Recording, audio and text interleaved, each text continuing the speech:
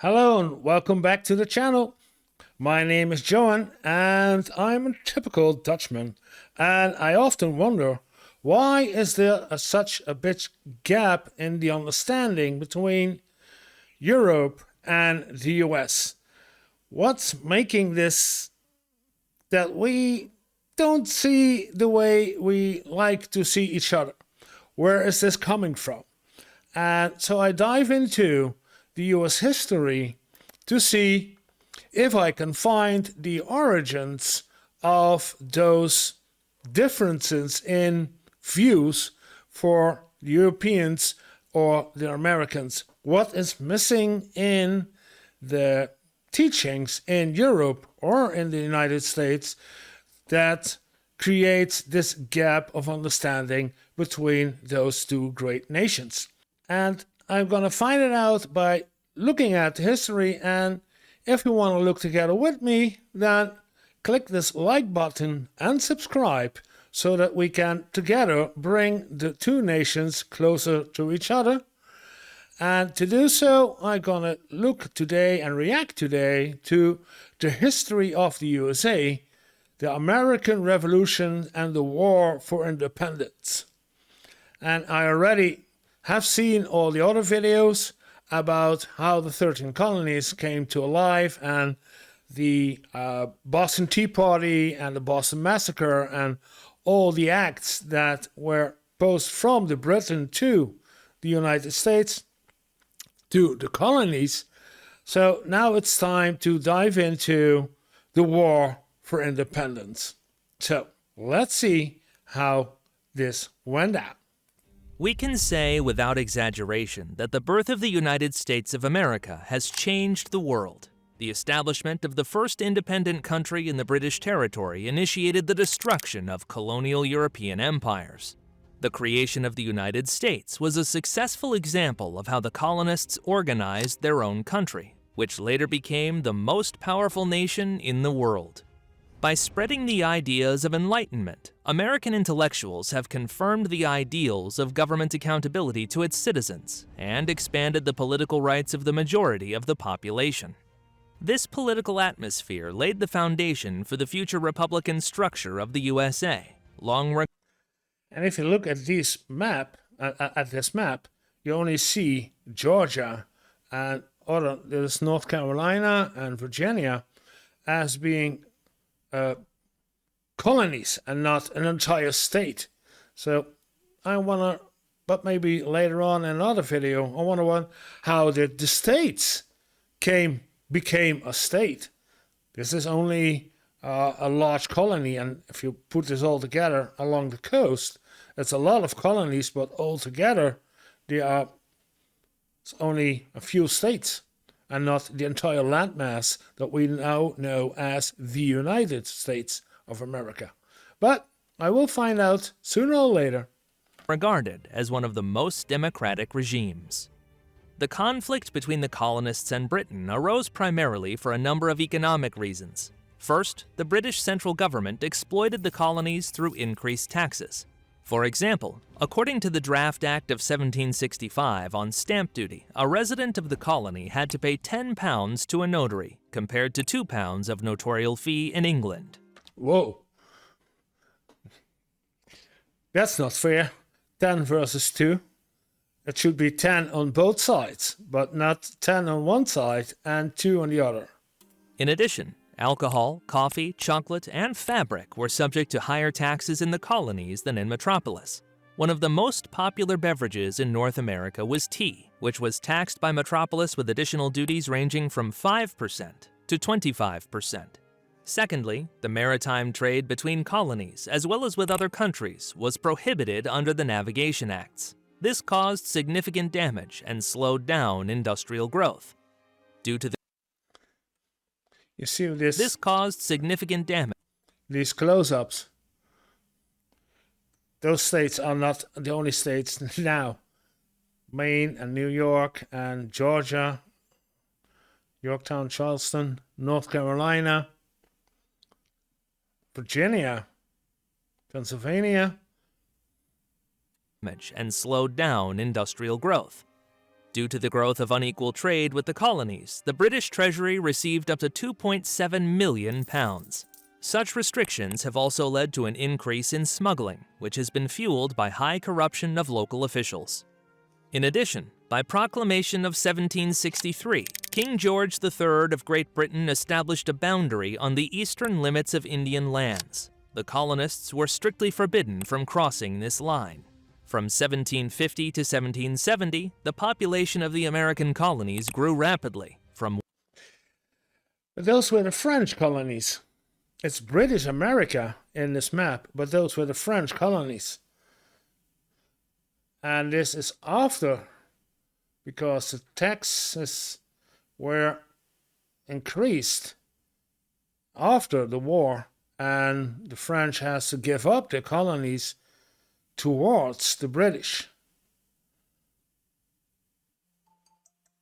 Strange. Again. The colonists were strictly forbidden from crossing this line. From 1750 to 1770, the population of the American colonies grew rapidly, from 1 million to over 2 million. Consequently, the royal restriction caused a severe shortage of land for farmers, as almost 90% of the inhabitants were peasants.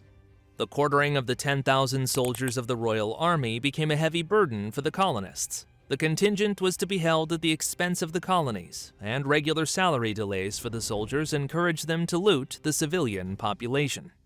The devastation of American lands during the 7 Years' War increased poverty and inequality. This has often led to an increase in the number of revolts by Americans, outraged by social injustice. The American colonists demanded equal rights with the British. They asked for representation in the British Parliament, or to stop collecting taxes from the colonies. In 1765, the Congress Against the Stamp Duty, the Stamp Act Congress, gathered in New York. Delegates were sent from 9 of the 13 colonies. The meeting agreed to oppose British oppression and monopoly. Common methods of protest included sabotage, arson, and beatings of loyalists, i.e. Beating of loyalists. Okay. Beat 'em up! Residents of colonies that supported the British government, boycotting of British goods, and increased cooperation with smugglers. The most active oppositionists began to call themselves Sons of Liberty. The biggest rally of this association was the Boston Tea Party of 1773. During this event, rebels disguised as Native Americans, led by Samuel Adams, threw the tea, which belonged to the British East India Trade Company, from 3 British ships in Boston Harbor. The damage from the protest amounted to £70,000. Such actions angered the British monarchy. Then the Crown adopted intolerable acts.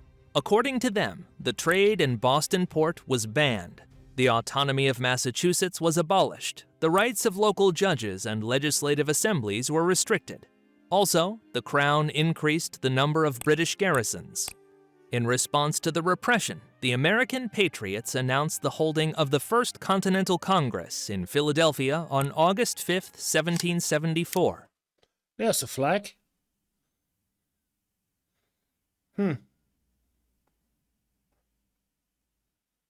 A circle of, I assume, 13 stars. And then, yeah, the bars, I don't know, because it has nothing to do with the British flag, the Union Jack. Which was to demonstrate the unity of the local political elites and coordinate the 13 colonies' struggle for greater autonomy. Such actions prompted the merciless King George to take up the brutal armed suppression of the Continental opposition. On January 27, 1775, British troops landed near Boston and attempted to capture key towns and rebel warehouses in Concord. However, on 19 April, rebels under James Barrett, though less well-armed, defeated the British in the first battle of the war. At this time, the formation and mobilization of the British and American armies, which were to come together. Are these 13? 1, 2, 3, 4, 5, 6, 7, 8, 9, 10, 11, 12. Yeah, 13. Okay. Together in the fateful war took place. The American forces consisted of the Continental Army, which in the second year of the war nominally numbered up to 42,000 soldiers, and police armed groups with a nominal strength of up to 50,000 men. The state of uniforms, the provision of weapons, the level of military experience of most American troops was inferior to the British, but the rebels had a higher morale and support of the local population, and a better knowledge of the area. British forces in North America numbered up to 48,000, which was later augmented by a 30,000-strong corps of German mercenaries and more German mercenaries.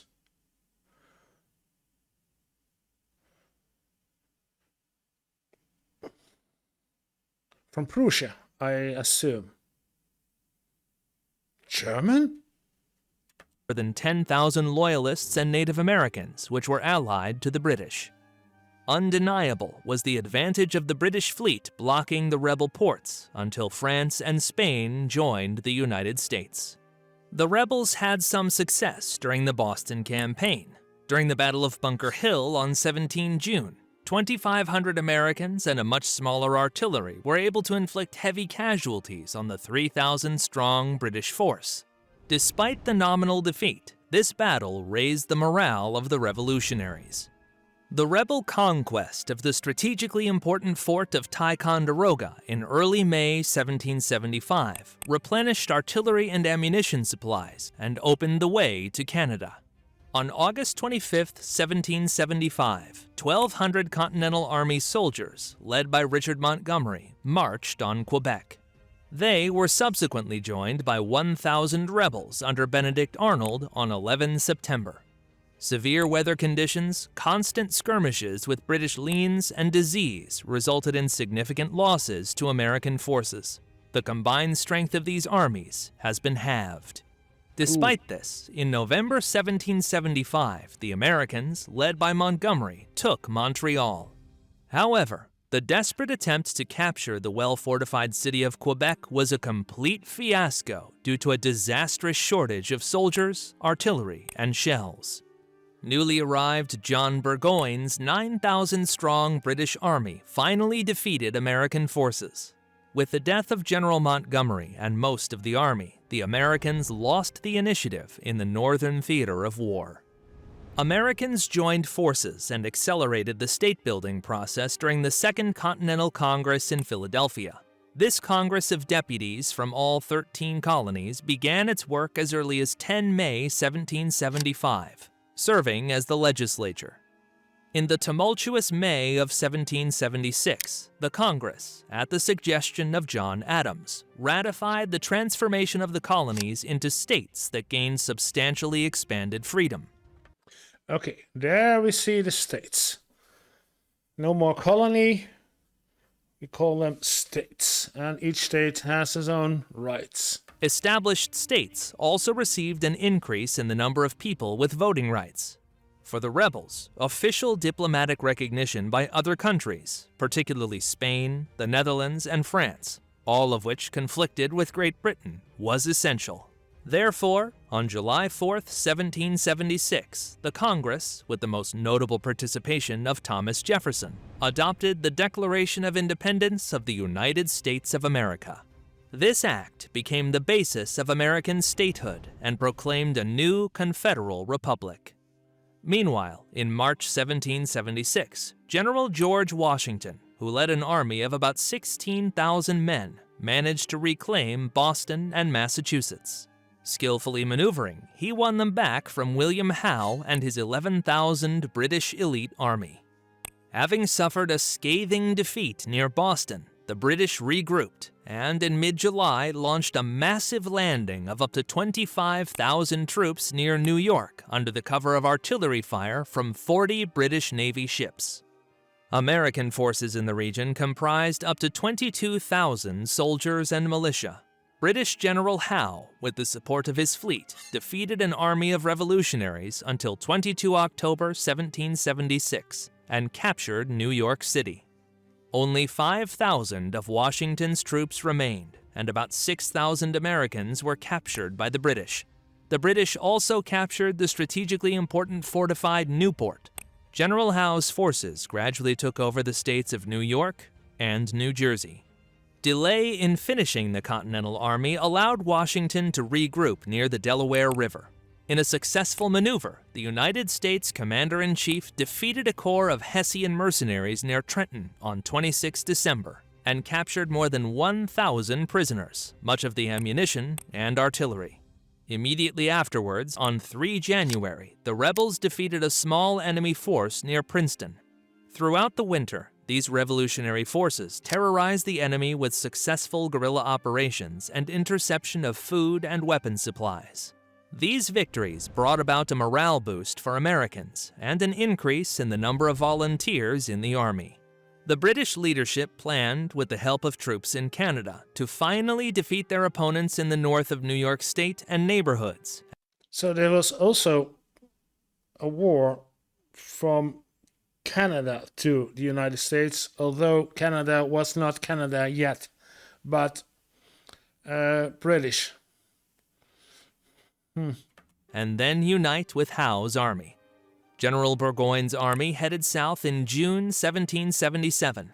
However, thanks to the actions of American partisans, the size of the enemy army during the march decreased from 10 to less than 8,000. During the first large-scale battle on 18 to 20 September, the British commander-in-chief decided to throw all his forces into the fortified positions of the enemy.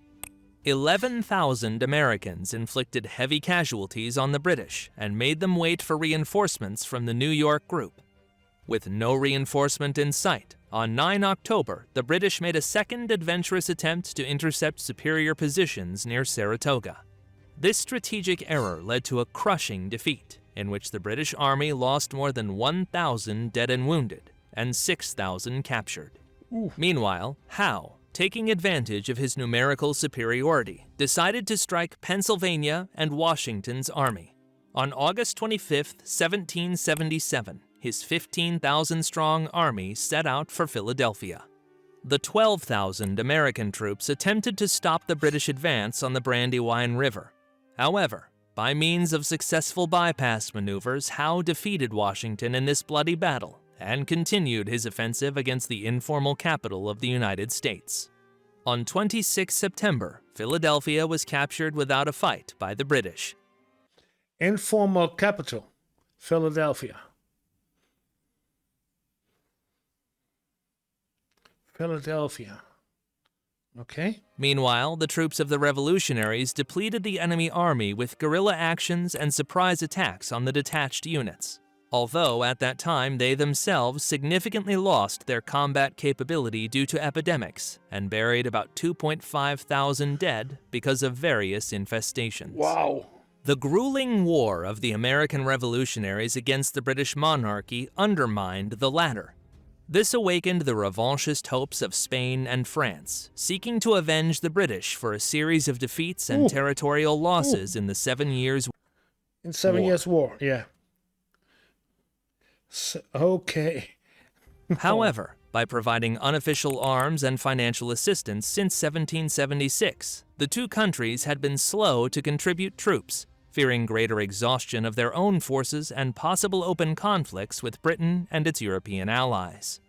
It was only the exhaustion of American and British military forces and the decline of United States industry that prompted these monarchies to intervene directly on the side of the American rebels.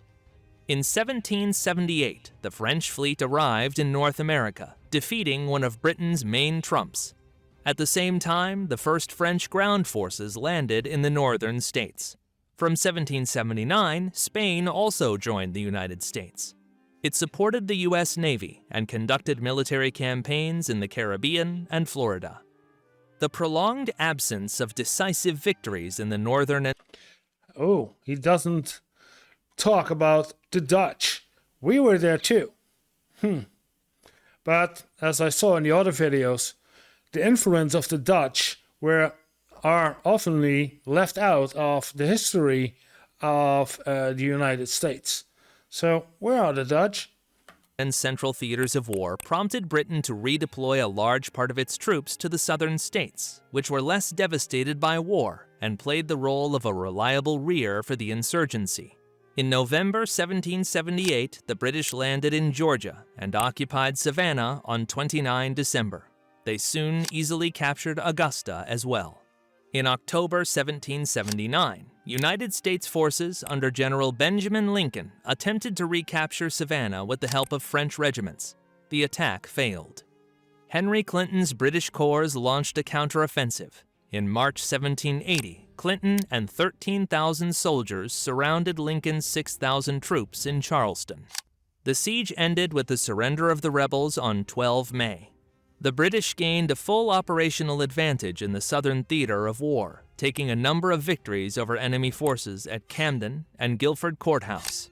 However, the British command could not take advantage of their victories because of the fierce guerrilla resistance of the American revolutionaries. Consequently, British control over the southern states was gradually weakened and largely confined to major cities. The final chord of the Great American Revolutionary War was the Virginia Campaign. The British command decided to seize Virginia with the armies of Cornwallis and Clinton. Their total strength was 14,000. Later, with the support of the New York group, they planned to capture the center of enemy territory and defeat the main revolutionary forces. The advance and conquest of cities in this state was difficult for the British due to the stubborn resistance of the local population. The American and French commanders decided to defeat the enemy in Virginia. For this purpose, 6,000 soldiers of the Army of General Washington and 9,000 Frenchmen under the command of Jean-Baptiste Rochambeau went on the campaign. After the victory of the French fleet in the Chesapeake Bay on 5 August 1781, Cornwallis's forces were left without naval support. French-American forces quickly and unexpectedly advanced to the enemy's location in Yorktown. The British decided to retreat to the defensive redoubts in Yorktown, which cut off their tactical retreat. On 27 September, the Allied army besieged the fortress. The Allies, thanks to their active offensive and the superiority in strength of their infantry and artillery, inflicted heavy losses on the besieged British. On 19 October, the British garrison surrendered, and the number of prisoners reached almost 7,000. Okay. Ho, ho. But victory was close. Other groups of George III's troops were too small to attempt resistance in the region. Therefore, the victory in Yorktown decided the outcome of the war in favor of the United States. In April 1782, In favor of the United States, so they were already named, the United States because of the 13 colonies, each state, it's now the United States. Okay, that's one. Yeah, okay. The name, the United States of America. the British Parliament voted to end the war against the Americans, and in November 1782, the United States and the monarchy concluded a final truce. The political act of ending the war was the Treaty of Paris, signed on 3 September 1783. According to it, Britain finally admitted its defeat, the right of the former colonies to establish their independent state, and agreed to almost all American terms. Wow. Good video. A lot of information, but in a short, compact version, the entire Revolutionary War. And some new things that I didn't know. The Prussian, the German was nice. And I also learned now the states, and we're talking about the states. So no longer the colonies, but the states of America. In this case, the United States of America against the Great Britain. I wonder if there was, because we have the Commonwealth, Great Britain had more colonies around the world than the French and the Dutch had. So did Great Britain called upon their units from, let's say, Indonesia was Dutch, from India, from Congo was French, from Southern America, from regions around China and Japan to fight for them. It's only England versus the United States. Okay. Thanks for watching. Like and subscribe. And we keep on searching to the rest of the smaller things that make us a bit different from Europe to America. See you all in the next video.